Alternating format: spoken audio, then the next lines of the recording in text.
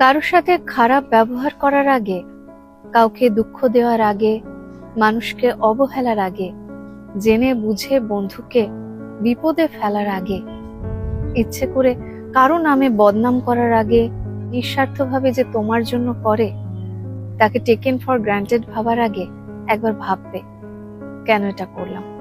Just একবার নিজেকে জিজ্ঞাসা করার পর যদি মনে হয় কাজটা ঠিক করনি, তাহলে নিজেকে শুধরে নিও।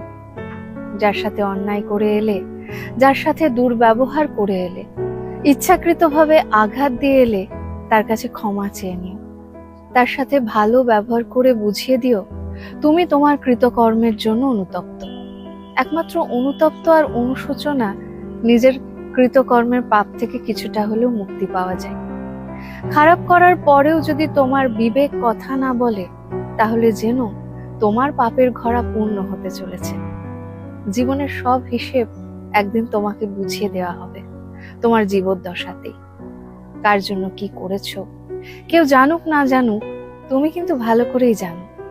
মনে রাখতে হবে প্রতিটা পাপের হিসেব ঈশ্বর অভিশাপেই ফেরান। কলমে সরজিৎ ঘোষ, কণ্ঠে পারমিতা।